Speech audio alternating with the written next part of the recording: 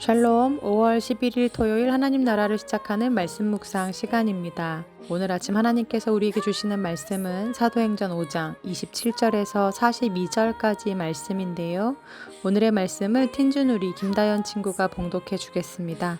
하나님의 말씀을 경청하십시오. 그들을 끌어다가 공회 앞에 세우니 대제사장이 물어 이르되 우리가 이 이름으로 사람을 가르치지 말라고 언금하였으되 너희가 너희 가르침을 예루살렘에 가득하게 하니 이 사람의 피를 우리에게로 돌리고자 함이로다. 베드로와 사도들이 대답하여 이르되 사람보다 하나님께 순종하는 것이 마땅하니라. 너희가 남을 달아 죽인 예수를 우리 조상의 하나님이 살리시고 이스라엘에게 회개함과 죄 사함을 주시려고 그를 오른손으로 높이사 임금과 구주로 삼으셨느니라. 우리는 이 일의 증인이요 하나님이 자기에게 순종하는 사람들에게 주신 성령도 그러하니라 하더라.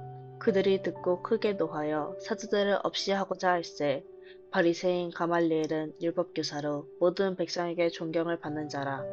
공회 중에 일어나 명하여 사도들을 잠깐 밖에 나가게 하고 말하되 이스라엘 사람들아 너희가 이 사람들에게 대하여 어떻게 하려는지 조심하라. 이전에 드다가 일어나 스스로 선전하매 사람이 약 400명이나 따르더니 그가 죽임을 당하매 따르던 모든 사람들이 흩어져 없어졌고 그 후 호적할 때에 갈릴리의 유다가 일어나 백성을 끼어따르게 하다가 그도 망한즉 따르던 모든 사람들이 흩어졌느니라. 이제 내가 너희에게 말하노니 이 사람들을 상관하지 말고 버려두라. 이 사상과 이 소행이 사람으로부터 났으면 무너질 것이요 만약 하나님께로부터 났으면 너희가 무너뜨릴 수 없겠고 도리어 하나님을 대적하는 자가 될까 하노라 하니 그들이 옳게 여겨 사도들을 불러들여 채찍질하며 예수의 이름으로 말하는 것을 금하고 놓으니 사도들은 그 이름을 위하여 능력받는 일에 합당한 자로 여기심을 기뻐하면서 공회 앞을 떠나니라. 그들이 날마다 성전에 있든지 집에 있든지 예수는 그리스도라고 전도하기를 그치지 아니하니라. 종교개혁이 일어나기 전 로마 카톨릭은 자기들이 누리고 있는 기득권을 독점하기 위해 당시 사람들은 읽지도 쓰지도 못하는 어려운 언어인 라틴어만을 허용해 1천년 동안 세계 교회를 지배해 왔습니다. 예루살렘을 넘어 온 유대와 사마리아와 땅끝까지 전해져야 할 복음이지만 오히려 종교 지도자들은 자기들의 권력과 부를 유지하기 위한 수단으로 복음을 전락시켰고 성경을 자신들만의 전유물로 삼아왔죠. 일반인은 이렇게 성경을 번역할 수도 읽을 수도 없는 상황 속에서 성경을 자기들의 입맛에 맞게 해석하고 사람들에게 잘못된 교리와 복음을 가르치던 로마 카톨릭에 저항하여 생겨난 것이 바로 종교개혁입니다. 그래서 종교개혁가들은 제일 먼저 모든 그리스도인들이 스스로 성경을 읽고 해석할 수 있도록 자신들의 모국어로 성경을 번역하는 일을 했는데요. 이로 인해 사람들은 비로소 진리의 눈을 뜨게 됐고 그간 종교 지도자들이 행한 죄가 만방에 드러나게 되었습니다. 시간을 거슬러 올라가 예수님 때도 그랬고 또 초대교회 시절에도 종교 권력가들은 자기들이 가지고 있는 이 기득권을 지키고자 예수님을 핍박하고 부활의 복음을 전하는 사도들을 공격했더랬습니다. 바른 하나님 나라의 복음을 전하며 그들의 자리를 위협하는 예수님을 그대로 보고 있을 수만은 없었고 예수님을 십자가에 못 박음으로써 끝난 줄 알았던 싸움이 예수님의 부활과 그것을 목도한 증인들에 의해 다시금 회자되고 있는 이 상황에서 사태를 어떻게든 무마시키기 위해 예수의 제자들의 입을 막아야만 했던 것입니다. 나무에 달린 자마다 저주를 받은 자라는 구약의 말씀에 의거하여 예수님이 나무에 매달려 죽어야지만 하나님의 심판을 받은 죄인이 되기 때문에 그토록 그들은 예수님을 십자가에 못 박기 위해 애썼는데요. 그의 제자들이 주장하기를 예수님이 하나님에 의해 되살아났다고 하니 만약 그것이 사실이라면 반대로 자기들은 하나님의 아들을 나무에 매달아 죽인 신성 모독자들이 되기 때문에 어떻게든 그러한 도식이 성립되는 상황을 막아야만 하는 위기에 놓였었던 것이죠. 그래서 지난번 베드로와 요한을 붙잡을 때 무섭게 경고하고 풀어줬던 것이었는데 그러면 두려움에 모두들 몸을 숨길 줄 알았는데 오히려 더 그 세력이 강해지는 걸 보면서 이들은 마음이 조급해집니다. 한두 명도 아니고 여기저기서 부활을 목격했다는 증인들이 나오고 제자들에 의해 선포되는 말씀을 듣고 많은 유대인들이 회심을 하면서 종교 지도자들의 불안과 스트레스는 극에 달하게 되죠. 그리고 결국 이대로는 안 되고 예수님 때와 마찬가지로 그들을 무력으로 탄압하고 더 나아가 모조리 잡아들여서 죄를 뒤집어 씌워 죽이는 방법을 택하기로 모의합니다. 그러한 결의가 오늘 말씀 33절에 기록되어 있는데요. 제가 세번역 성경으로 읽어드리겠습니다. 그들은 이 말을 듣고 격분하여 사도들을 죽이려고 하였다. 네, 오늘 말씀을 묵상하다 보니 꼭 법정 싸움 한 편을 보는 것 같은 느낌이 들었는데요. 죄를 짓고 증거를 완벽하게 인멸함으로써 완전 범죄가 되는 듯 했지만 다시금 어디선가 생각지도 못했던 증인들이 여기저기서 나타난 거죠. 그러니 얼마나 마음이 다급해졌겠습니까? 그런데 그들이 가진 권력이 얼마나 컸었는지 증인이 수백 명이 된다 할지라도 그들도 무력으로 탄압하고 그 증인들까지도 한순간에 없애버릴 수 있는 힘이 그들에게 있었습니다. 그런데요, 그들이 아무리 큰 힘을 가지고 있다 한들 그들이 가진 힘으로 아무리 힘없는 자들을 탄압한다 한들 이번에는 어떻게 해서도 그들이 질 수밖에 없는 싸움이라는 것이 오늘 본문에 그 증거가 기록되어 있는데요. 오늘 보면 32절 말씀입니다. 우리는 이 일의 증인이요 하나님이 자기에게 순종하는 사람들에게 주신 성령도 그러하니라 하더라. 아멘. 네, 발견하셨나요? 잘 보면 증인이 하나가 아니라 둘이랍니다. 이 일을 직접 목격했던 제자들과 또한 성령님이 이 일의 증인이라고 성경에 기록되어 있습니다. 아무리 날고기는 권력을 가졌다 해도 사람은 어찌어찌 할 수 있지만 손바닥으로 하늘을 가리듯 성령님의 역사는 그들이 결코 막을 수 없는 것이었습니다. 자신들의 죄가 드러날까? 자신들이 지금껏 지키고자 애써왔던 것들이 한순간에 무너질까? 그러한 두려움에 휩싸여 예수의 제자들을 붙잡아 죽이고자 달려드는 종교 지도자들을 막아서면서 가말리엘이 이렇게 이야기하죠. 거짓 선지자였던 드다와 유다의 예를 보라고. 만일 이것이 사람으로부터 나온 것이면 그들의 죽음과 함께 그들의 세력도 머지않아 곧 무너지고 사라지게 될 거라고. 하지만 만에 하나 이것이 정말 하나님께로부터 나온 일이라면 우리가 아무리 막으려고 애쓴들 막을 수가 없을 거라고. 도리어 우리가 하나님을 대적하는 죄인이 될 수 있으니 신중히 결정하자고. 네, 이렇게 가말리엘이 이야기합니다. 그리고 우리는 이후 계속되는 사도행전을 통해서 이것이 어디로부터 나온 것인지 또 누가 지금 죄를 짓고 거짓말을 하고 있는 것인지 잘 압니다. 41절, 42절 말씀은 그들에게 그리고 지금 성경을 읽고 있는 우리들에게 무엇이 맞는 것인지 보란듯이 말씀하고 있죠.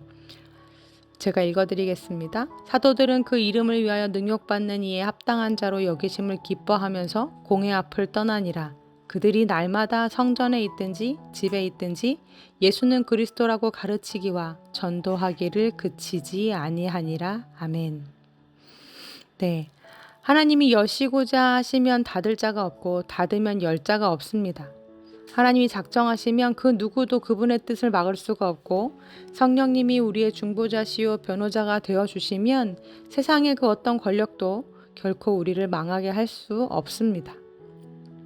사랑하는 성도님들, 예수의 죽음과 부활이 사람에게서 난 일이 아니요 하나님께로부터 난 일이기에 기나긴 역사 속에서 복음의 역사는 쇠하여지지 않았습니다. 어떤 핍박과 고난 속에서도 예수 믿는 자들은 쇠하여지지 않았습니다. 지금도 성령님이 이 일의 증인이시요 하나님의 뜻을 이루어 가시는 장본인이십니다. 그리고 그 성령님이 오늘 하나님께 순종하는 내 안에도 여전히 살아 계십니다. 나를 지키시며 내 안에서 역사하시고 하나님의 선하신 뜻을 이루어 가고 계십니다.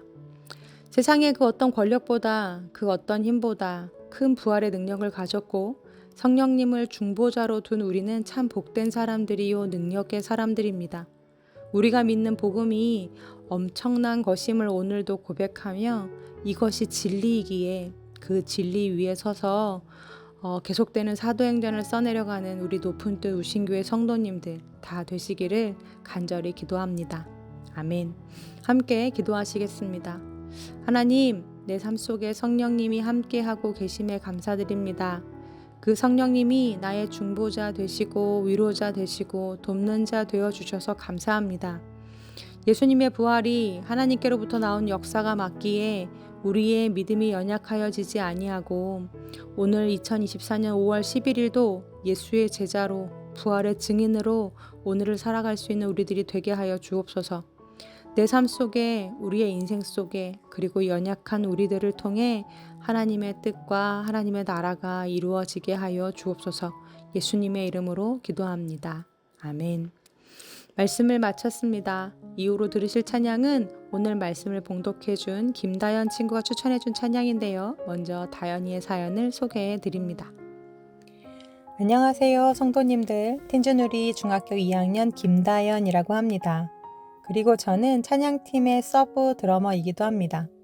찬양팀이라고 하면 보통은 하나님을 섬기고 싶어서 들어온 경우가 많겠지만 저는 단지 드럼 치는 게 즐거웠고 더 배우고 싶어서 찬양팀에 들어가게 되었습니다. 입교도 하게 된 계기가 비슷했습니다. 앞으로 계속 기독교인으로 살아갈 것 같았기에 친구들 하는 김에 그냥 같이 하자고 생각해서 하게 되었습니다. 그리고 찬양팀에 들어가고 입교를 하게 된 이후에도 제 삶에 큰 변화는 찾아오지 않았습니다. 교회에 가고 싶어진다든지 방언을 하게 된다든지의 변화는 저에게는 다른 사람의 이야기일 뿐입니다. 그래도 저는 마음이 조급하지는 않습니다. 왜냐하면 제가 어렸을 때부터 배워왔던 하나님은 기다려주시는 분이었기 때문입니다.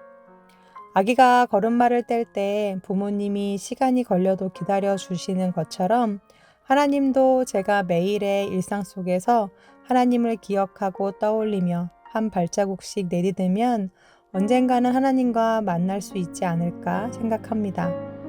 물론 아직 서투르니까 넘어지고 다른 길로 셀 수도 있겠지요.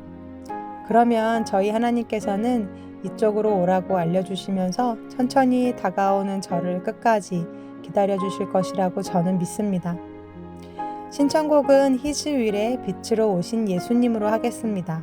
수련회 때 아빠가 신청하신 곡이에요.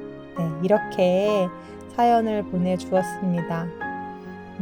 하나님을 제대로 알고 있는 우리 다현이 이제 중학교 2학년인데 다현이의 하나님을 아는 지식과 믿음이 너무나 예쁘고 귀합니다. 다현아, 목사님이 우리 다현이 많이 사랑하고 너는 진짜 너무 멋진 아이야. 너무나 훌륭한 우리 틴즈 친구들, 이미 그 삶에 함께하고 계신 성령님께서 우리 친구들을 향한 하나님의 뜻을 계속해서 이루어 가실 줄 믿는데요. 우리 틴즈 친구들을 위해 또 오늘 함께 성경 봉독해주고 찬양 추천해준 다현이를 위해 기도해 주시면 좋겠습니다. 그럼 다현이의 신청곡 빛으로 오신 예수님 함께 들으시겠습니다.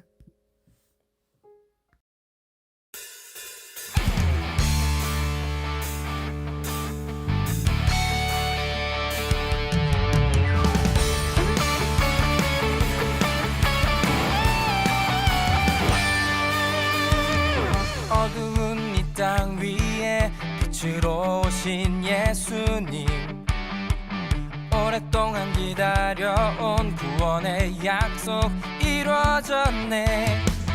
어두운 이 땅 위에 빛으로 오신 예수님, 작고 작은 우릴 향한 하나님 사랑 나타났네. 양을 치던 목자, 별을 보던 박사들도 예수님 이 땅에 오심을 축하하러 왔어요. 주님 감사해요. 주님께 경배드려요. 우리와 늘 함께 하시려 예수님 오셨어요.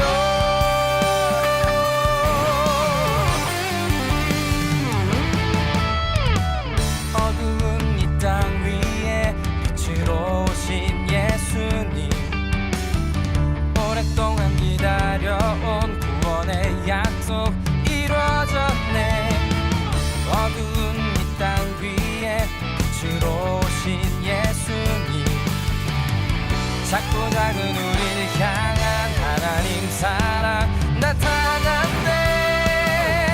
양을 치던 목자, 별을 보던 박사들도 예수님이 땅에 오심을 축하하러 왔어요. 주님 감사해요.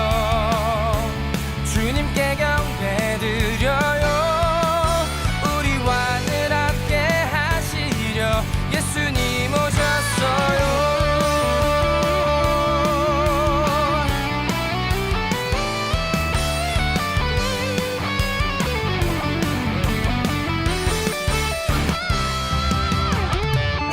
임마누엘 우리와 영원히 함께 하시네. 임마누엘 우리와 영원히 함께 하시네. 임마누엘 우리와 영원히 함께 하시네. 임마누엘 우리와 영원히 함께 하시네. 양을 치던 목자, 별을 보던 박사들도 예수님이 땅에 오심을 축하하러 왔어요. 주님 감사해요. 주님께 경배드려요. 우리와 늘 함께 하시려 예수님 오셨어요. 우리와 늘 함께 하시려 예수님